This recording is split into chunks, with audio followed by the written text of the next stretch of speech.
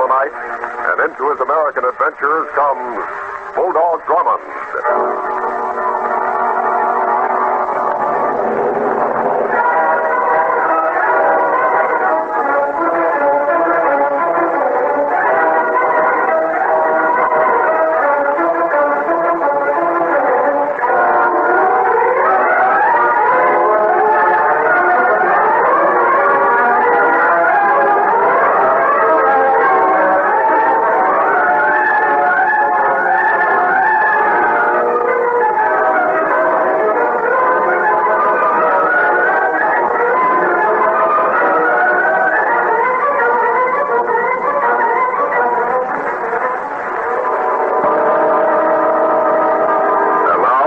About our newest adventure is Bulldog Drummond. Our story, Murder Visits Venus. It began one evening about 9 o'clock, while Denny and I were walking along a midtown street celebrated for its cheap amusement places. Oh, I say, sir, there's a sidewalk telescope. You know, I've always been curious to look through one. Well, I doubt if you'd see much, Denny. It doesn't appear to be a particularly good instrument. I beg your pardon, mister. This here's the highest found telescope on the street. Really? You said it, mister. This is bargain night. My word, bargain night. You said it. Regular price is 2 bits, but tonight you can see Venus in all her rare and glorious beauty for only 10 cents. $1. How about it, Chin? Dear me, it should certainly be worth 10 cents to look at Venus in all her beauty. Well, go ahead then and satisfy your curiosity, Denny. Yes, sir, I will. I'm sorry, mister. I ain't got change for this $50. Oh, well, never mind. I'll have a look, too, at your regular price. That's a spirit, mister. Oh, dear. What's the matter, Denny? The telescope doesn't seem to be focused properly. I tried to adjust it, and now I can't see anything. Wait, I'll fix it for you. Hey, you shouldn't have turned this wheel. That's the elevation. How's it now? Why, I'm looking at the roof of an office building. Oh, great Scott. What is it? Something is being raised to the top of the flagpole up there. Captain Drummond, this man has swindled me. This isn't a telescope at all. There must be a device inside which shows a shocking motion picture instead of the star. You're nuts. Let me fix it then. Don't touch it, please. I'll look into the telescope. Go ahead. I don't know what you'll see after this guy monkeyed with it, but this glass is okay. The man's right, Denny. There's nothing wrong with this telescope. But, sir, did you see the same thing? Yes, Denny. A woman in a crinoline dress and a bonnet is hanging by the neck from the flagpole on top of that office building.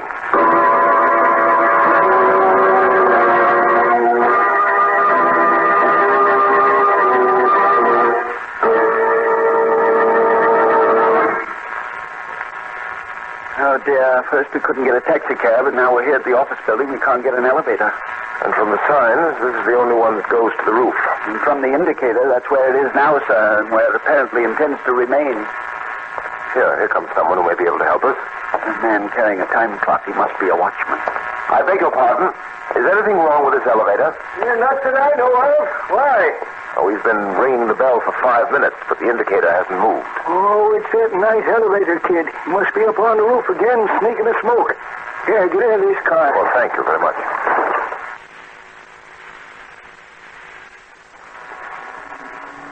What floor do you want? The roof, please. Have you got business with Mr. Richards? I'm not sure, but there's a woman hanging from the flagpole on top of this building. A woman hanging from the flagpole? Say, you kidding? Not in the least. I'm Captain Drummond. We saw the woman through a sidewalk telescope not 20 minutes ago. What's more, she was wearing an old-fashioned sunbonnet and a crinoline dress. Oh, I see. So that's it, eh? So that's what? Well, there's a studio on the roof, the Richards studio. They take photographs for advertising. There's been a flock of models up there tonight posing for pictures in old Wild West clothes. Girls are wearing big bonnets and flouncy dresses. But that doesn't explain why one of them should have been hanged on the flagpole. Oh, must have been a dummy you saw. There's always a lot of kidding goes on when you take pictures at night. Yeah, this is as far as this car goes. 29th floor. The roof is another flight up. I see. Well, where's the stairway? Yeah, I'll show you. Come along. You know, I'm kind of curious about this thing myself. My word, I should think he would be. Yeah, elevator boy is probably up here watching whatever's going on. Well, there's his car with the door open. It's empty. Yeah, kid needs a lesson. He don't know what it means to stay on a job. Say, this is funny. The door leading out on the roof is bolted on the inside. There can't be anybody out there except the ones who went through the offices. Well, I'd suggest you open the door so we can see who is there. Yeah, sure. My word, there's not a soul out here on the roof. No, Denny. And there's nothing hanging from the flagpole either. Oh, dear. Do you suppose we could have both been seeing things, sir? We saw exactly what we thought we saw, Denny. But at the moment, I'm interested in what we don't see. You mean the woman, sir? No. I mean, where is the elevator boy?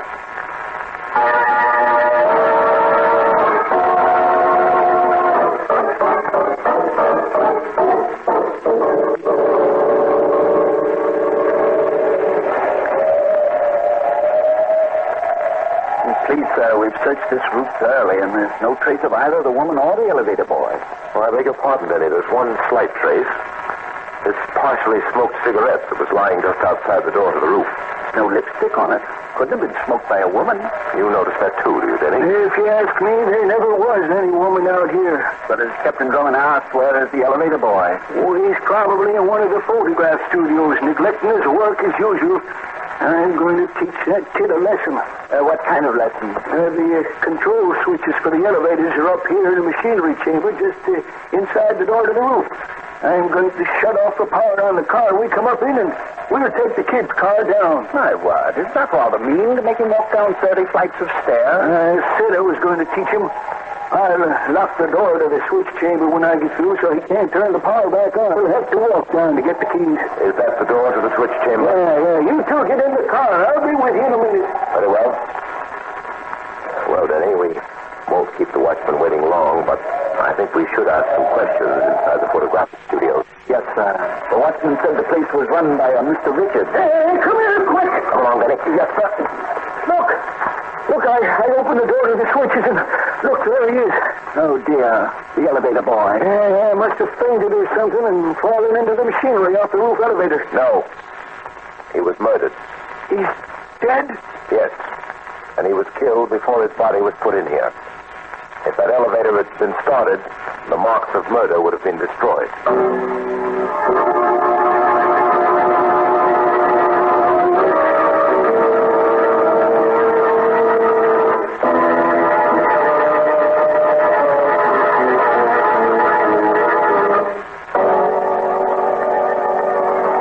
Our story continues in just a moment.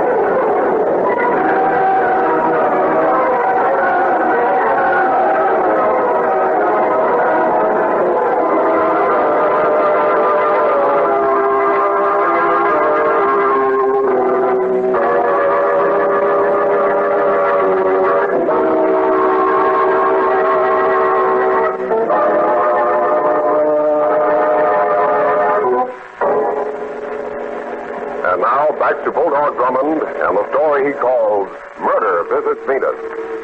Through a sidewalk telescope, Drummond and Denny see a woman hanged to a flagpole on the roof of an office building. When they reach the scene, they find the body of the murdered elevator boy. Well, Watchman, I'm positive now that a woman was hanged on the roof of this building. Then how come we find the boy's body but no woman? I believe I can reconstruct the murder of the elevator boy. Here's the cigarette butt I picked up out on the roof. Oh, I understand, sir. Apparently the boy came up on the roof for a smoke and caught the woman's murderer in the act. I think so, Denny. Notice the cigarette wasn't put out. It stopped burning by itself when less than half consumed. And what do you make of that? The boy must have lighted the cigarette in the elevator coming up. He stepped out on the roof, and the woman's murderer strangled him. And the cigarette fell to the roof. Exactly. That's fancy guesswork, but where's the woman's body? I'm not sure. When you brought us up, you told us that some models were here tonight, posing for photographs. Sure, for the Richard Studios. You said the models were attired in old Wild West costumes. Yes, that's right. How did you know what they were wearing? Well, I saw a bunch of them come out the elevator down the lobby. In their costumes? How odd. Oh, they was only going to the restaurant in the building for a bite to eat. I heard one of them say they had half an hour before they went back for some more pictures. And how long ago was that? Oh, about half an hour. Say, I just happened to think of something. Well, better late than never. One guy in a cowboy suit come down after the others. He had on one of those handlebar mustaches. It looked phony to me. And how did you happen to notice him? Oh, 'cause he kept ringing for an elevator from the 29th floor, so I went up and got him. And that's when you first decided that the elevator boy was up on the roof having a smoke. Yeah, I thought this guy couldn't find him, so he walked down the flight and rung for another elevator. Yes. Well, thanks for the information. Now, I'd suggest that you get back to your elevator. The models will be returning from their supper any moment. Say, that's right. Notice especially if the cowboy with the false mustache is among them. Sure will. Oh, but look, I've got to get on the phone and tell the cops about this murder. Denny and I'll attend to that. Bring the models up here, please, and don't tell them what's happened. Why not? I prefer to watch their reactions when I tell them. Come along, Denny. We're going to talk to Mr. Richards.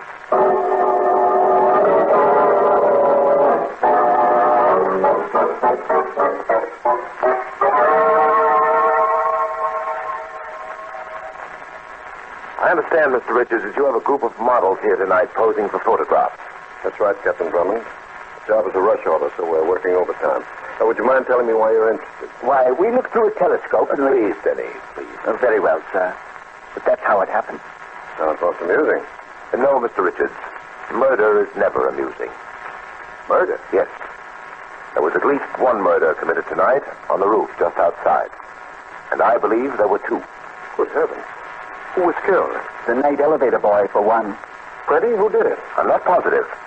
And that's why I wish you wouldn't mention murder to anyone until I've talked with a certain suspect. Who's that? A man wearing a cowboy costume and a false mustache. All the men are wearing cowboy clothes. At least two of them have false mustaches. This one was the polar bear type. The mustache, I mean. The walrus type, Denny. Yes, thank you, sir. I'm still referring to the mustache, not the man. As I recall, John Andrews was using a big false mustache. I'd like to talk to him then, please. Of course. They should all be back in the studio by this time. Let me look in here. They're back, sir. John Andrews. Yes, sir? Come in my office, please. He's coming. You want to see me, Mr. Richards? John, this is Captain Drummond. We want to ask you some questions. Questions? What about? About a false mustache, Mr. Andrews. Oh, that thing. I've got it right here in a pocket. Do you want to see how I look with it on? Well, there's someone who does. Denny, will you bring in the watchman? Yes, sir, directly. Mr. Andrews, why aren't you wearing the mustache? Why should I, except in front of the camera? I just got back from supper, and you can't eat to a strainer like that. Well, suppose you put it on now. Why, sure, if Mr. Richards says so. Go ahead, John. There's a wall man. Thanks. Here's the watchman, sir. There it is. Look me over. Yes, watchman. Look him over. Is he the man? Well, the mustache looks the same, and he's about the same build. I thought his face was thinner, but he was standing back of me all the way down. All the way down. Say, what is this? I'd like to know if you took an elevator down to the lobby about half an hour ago from the 29th floor instead of the 30th. No, I didn't. The whole gang of us went down from this floor. Captain Drummond, I don't think this is fair to John. An elevator boy was murdered, John. You're apparently under suspicion. I am. Why? I don't know. Captain Drummond seems to be impressed by the watchman's story that he took you downstairs from the 29th floor. The watchman's story? Now, look here. I didn't even know the elevator boy, but the watchman did. Huh? Perhaps he invented his story to cover himself. You phony painted up sissy. You out to you now tell me like that, listen please. here. That fancy-looking strip ain't going to accuse me of no murder. No one is I don't accusing anyone at the moment. Well, But I believe another murder was committed here tonight. Yes, a woman dressed in a crinoline and a bonnet. Great Scott. Now, Thelma. Thelma, who's she? Thelma Lawson, one of the most beautiful models in this business. She happens to be a protege of mine. Don't tell me Venus is dead. Venus? Well, that's her nickname. Oh, dear. I try to look at Venus through a telescope and I see her hanging from a flagpole. Tell me something, John. There were 4 girls dressed in crinolines and bonnets. What made you think it was Thelma who was murdered? Oh, she didn't go down to eat with the rest of us, and she wasn't here when we got back. You hate her, don't you? You know I do, and you know why. I'd like to see her dead. But I didn't kill her. Denny, Yes, sir? telephone the police. I'll make sure that nobody leaves the premises.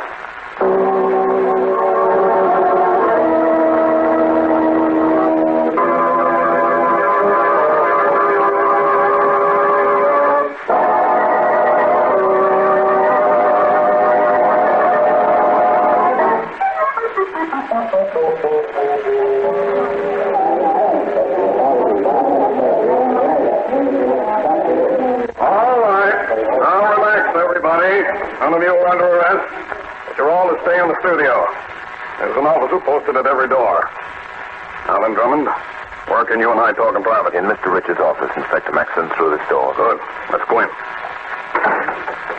I've asked a few questions since Denny phoned you.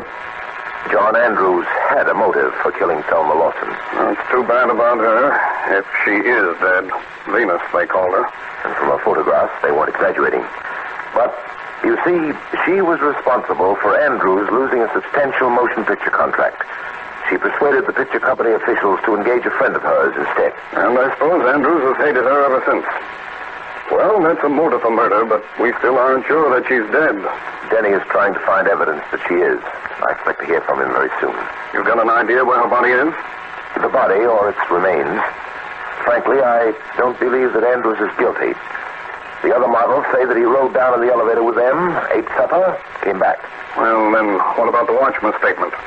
He didn't definitely identify Andrews as the man with the mustache. The man he took down was undoubtedly the murderer, but I don't think it was Andrews. Come in, Denny. Ah, you've brought the watchman with you, I see. Yes, sir. And some other things. here's what we found in the ashes downstairs. Yes, gruesome stuff. Charred bones and some jewelry. I have something else here in my pocket, a most distinctive ring. One of the models identified it as a ring that Miss Lawson always wore. Where did you find these things? In the incinerator of the restaurant in the basement, Inspector. I came to the conclusion that there was only one way the girl's body could have been disposed of so quickly, from the roof. It must have been dropped down the vent of the restaurant incinerator. Why didn't the murderer dispose of the elevator boy's body the same way? Because it would look more natural if his body were found. Once the elevator to the roof had started, it would have erased all evidence of murder. It would have looked as though the boy had been adjusting the controls and had fallen into the machinery. Pardon me, sir. There's some other items here in the remains from the incinerator. Yes, Denny, I noticed them. There are studs, apparently from a cowboy belt. That proves I was right. The guy in the cowboy outfit with the big mustache rode down with me in the elevator. Then he must have gone down into the basement and thrown the cowboy suit into the incinerator. Well, that exonerates Andrews because he rode back up in the elevator wearing a cowboy costume. So, now we haven't got a suspect. Oh, I beg your pardon, Inspector. I'm sure we have. Denny, did you inspect the freight elevator? Yes, I did, as you asked me to, sir. The car is at the 29th floor when it should be in the basement. Then that's the way the murderer got back up here.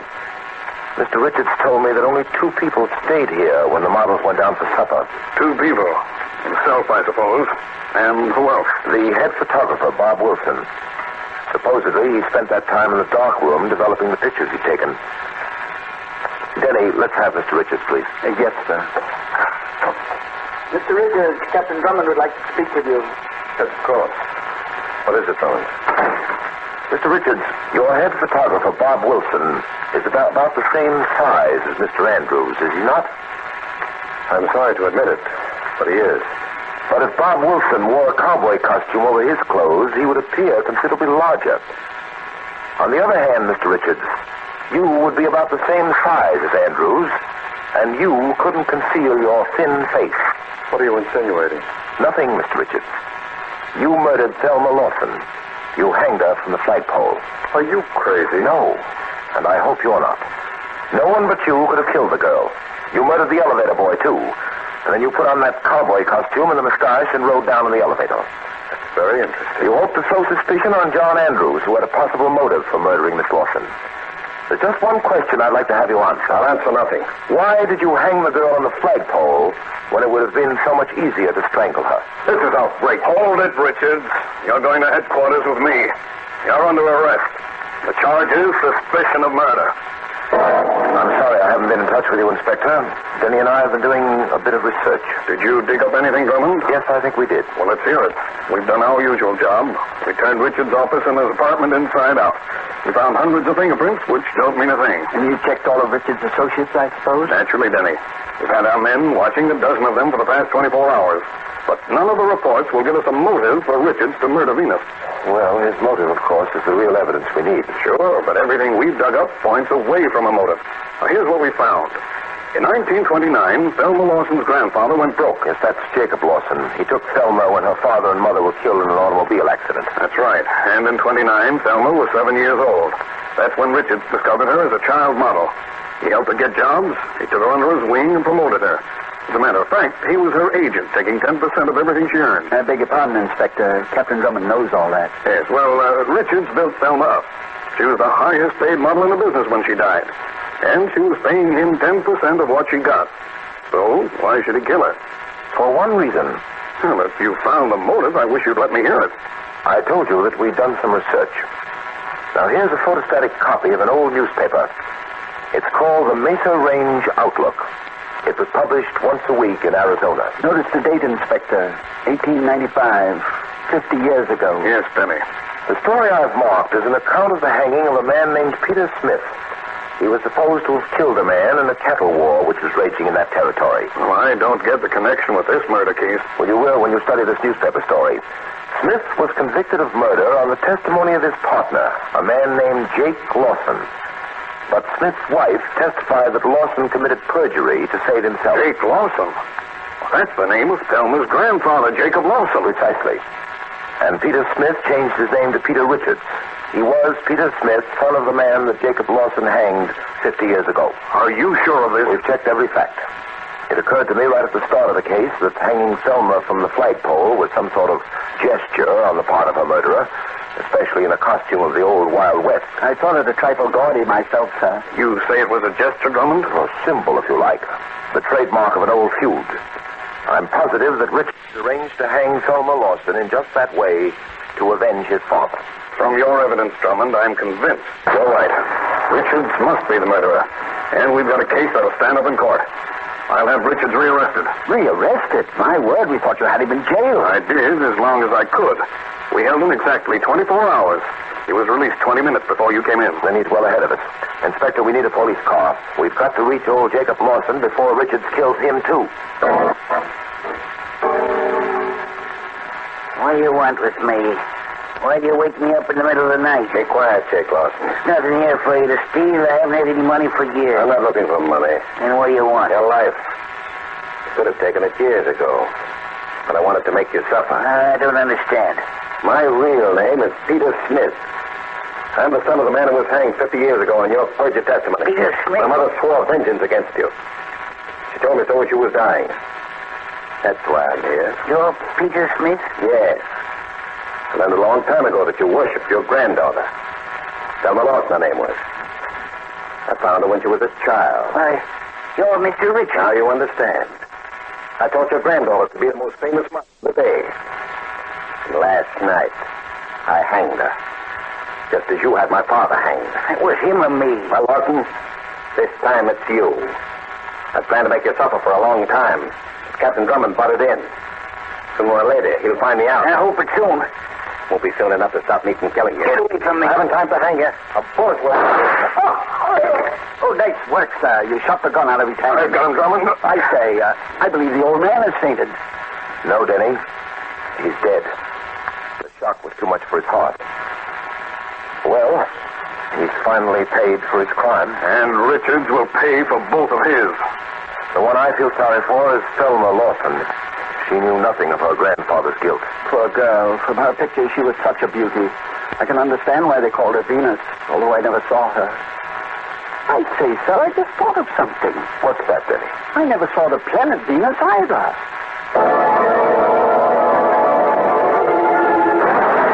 And now, here's Bulldog Drummond to tell us about sweet stories. In a rundown manor outside a small southern town, the body of an old woman disappears from her deathbed. A moment later, her son dies, apparently from heart failure, and his body also vanishes. A medicine bottle, a hypodermic needle, and a mosquito bite are clues which point to murder. I call the story The Mystery of the Natural Death. Be sure to listen, won't you?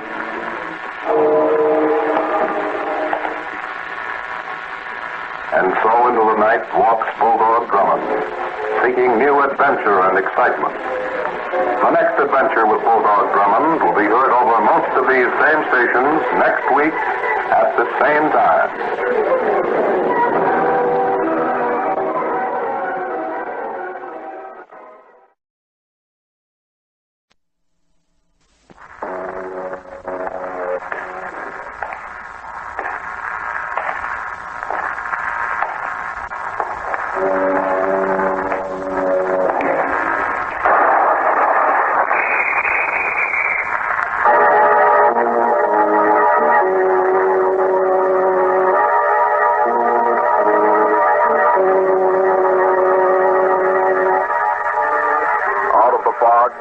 Out of the night, and into his American adventures comes Bulldog Drummond.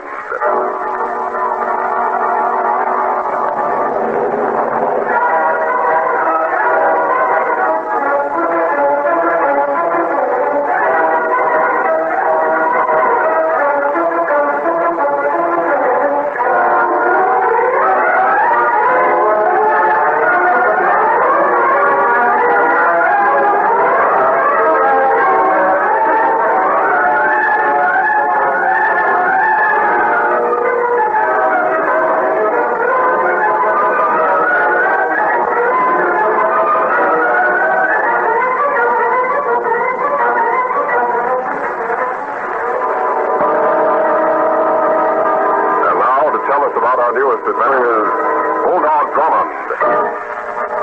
My story, Murder Visits Venus. It began one evening about 9 o'clock, while Denny and I were walking along a midtown street celebrated for its cheap amusement places. Oh, I say, sir, there's the sidewalk telescope. You know, I've always been curious to look through one. Well, I doubt if you'd see much, Denny. It doesn't appear to be a particularly good instrument. I beg your pardon, mister. This here's the highest found telescope on the street. Really? You said it, mister. This is bargain night. My word, bargain night. You said it. Regular price is 2 bits, but tonight you can see Venus in all her rare and glorious beauty for only 10 cents. 1 dime. How about it, Jim? Dear me, it should certainly be worth 10 cents to look at Venus in all her beauty. Well, go ahead then and satisfy your curiosity, Denny. Yes, sir, I will. I'm sorry, mister. I ain't got change for this $50. Oh, well, never mind. I'll have a look, too, at your regular price. That's a spec, mister. Oh, dear. What's the matter, Denny? The telescope doesn't seem to be focused properly. I tried to adjust it, and now I can't see anything. Wait, I'll fix it for you. Hey, you shouldn't have turned this way. That's the elevation.